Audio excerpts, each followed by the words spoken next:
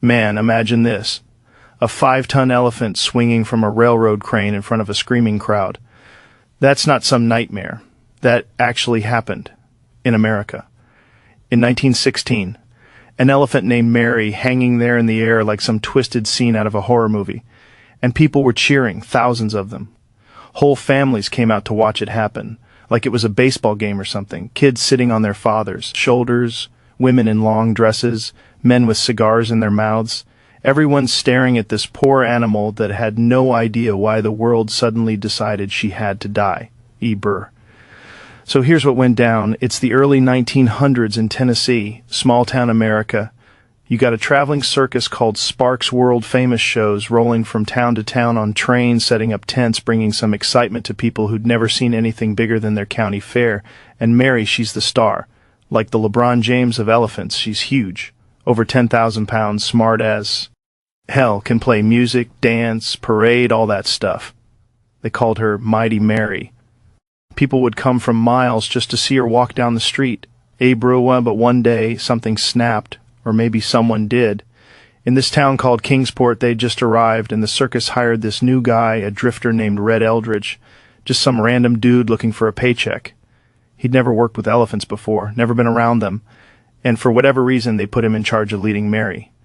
Imagine that. You take some inexperienced guy, hand him the reins of a 10,000-pound animal with emotions, memory, instincts. It's like giving a kid the keys to a rocket.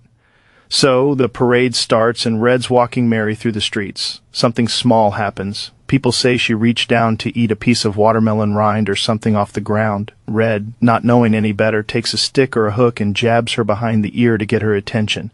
That's when everything changes. L.A. Fans don't forget, man. They don't react like machines. They feel. She turns around, quick as lightning, and in one terrifying second she grabs him with her trunk, slams him to the ground, and crushes his head with her massive foot. Crowd screams, chaos, people running everywhere, kids crying, and there's this sudden, eerie silence after it happens. Everyone's frozen. They just saw something primal, something real, and in that silence, fear starts to spread like wildfire. The word goes around town, the elephant's gone mad. You know how humans work. 1 second we're fascinated, the next we're terrified, and fear makes people cruel. So they start shouting, "Kill it! Kill the elephant!" People are grabbing rifles, trying to shoot her right there in the street, but the bullets just bounce off her thick hide. She's standing there confused, bleeding, surrounded by chaos, not even realizing that her whole world just shifted from adoration to hatred in a matter of minutes. The circus. People panic. They know if they don't do something, they'll lose the crowd, the business, maybe their lives. Word spreads to the next town before the day's over. The killer elephant's coming, and now every place they go, people are protesting, refusing to let the circus in. Nobody wants to see the show anymore. They want justice. That word, justice, it's wild how humans can twist it. Because this wasn't justice. This was vengeance. Primitive, mindless, angry vengeance against something that couldn't defend itself. So the circus owner, desperate, makes a choice that sounds absolutely insane now. He decides to execute Mary publicly, not privately, publicly. He thinks it'll make people feel better, calm them down, and save his circus's reputation. So he announces it. Mary will be hanged, not shot, not euthanized, hanged like a criminal, like she understood the concept of punishment. And that's when the real horror begins. They bring her to this nearby town called Erwin, Tennessee, because they had a rail yard there with a massive industrial crane used for lifting train engines. The date is September 13th, 1916. Thousands of people show up. Some reports say over 2,000, maybe more. Families, workers, photographers, everyone gathered like it's the event of the century. Can you imagine the atmosphere? The smell of coal smoke in the air, the sound of murmuring crowds, people laughing nervously because they don't know what else to do, kids holding popcorn. And in the center of all of it, Mary, chained and trembling, her eyes wide, ears flapping in confusion. They lead her to the crane.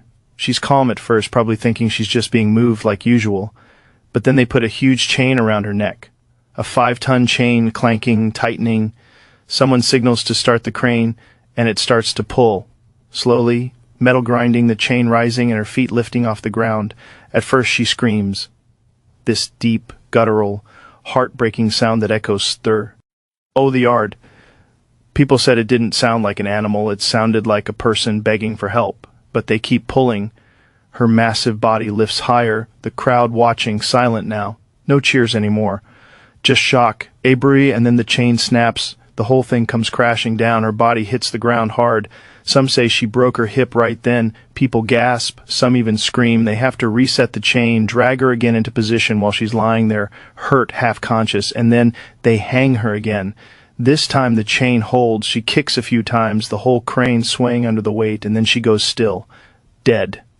Think about that for a second, man.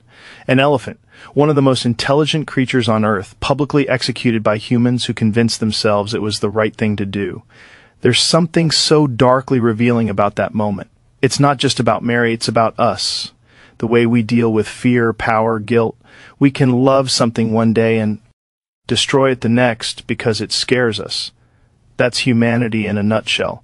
The same species that builds temples, writes poetry, and sends rockets into space, but also hangs an elephant in front of children. And it's weird. When you look back on it now, it's not even anger you feel, it's confusion. Like, how could that even happen? But when you think about the time, 1916, people were used to violence being part of everyday life. Public hangings, lynchings, executions, they were treated like entertainment. People didn't have the psychological awareness we have now. They didn't understand animal intelligence the way we do, but still, something about it hits deeper. Because you realize cruelty doesn't just come from ignorance, it comes from fear. Fear of what we don't understand. Ibrika, and that's what makes this story so haunting. Mary wasn't some monster. She was an elephant, following instincts, reacting to pain. But humans couldn't process that. To them, she wasn't a being, she was a thigh. A broken tool that needed to be punished. So they did what humans always do when faced with something they can't control. They destroy it. And when you picture that crowd dispersing afterward, going home to their dinners, lighting their lamps, tucking their kids in, what do you even feel? Some of them must have realized what they'd just witnessed. Some probably felt sick, like they'd seen something sacred die in front of them. Others probably bragged about it for years, telling people, I was there when they hanged the elephant. That's the messed up duality of humanity, compassion and cruelty, living side by side in the same heart. The story of Mary sticks around because it's like a mirror we don't want to look into. It shows how quick we are to judge, how easily fear turns into violence, how morality can dissolve when a crowd gets together. Nobody woke up that day planning to hang an elephant.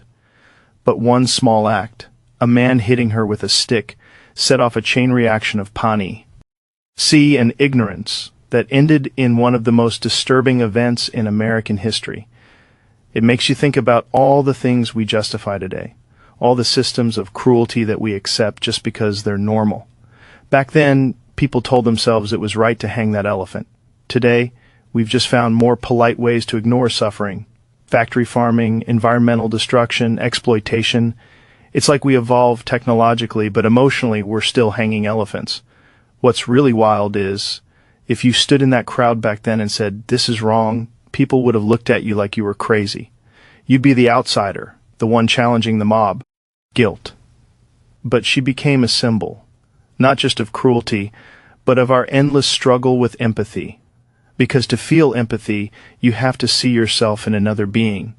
And back then, people didn't see themselves in an elephant. They saw a monster that needed to be destroyed. Every time I think about that image, this enormous creature suspended from a crane, lifeless, while a crowd stares up, it just hits something deep. It's like a collective scar on our species. Because that's what we're capable of when we let fear override compassion. We become the very monsters we claim to fight. And maybe that's the lesson buried in that horrifying story. That progress isn't about how smart we get or how powerful we become. It's about how much empathy we're willing to extend beyond ourselves. Because the day humanity learns to treat every living thing with the same care it wants for itself, that's the day we stop hanging elephants.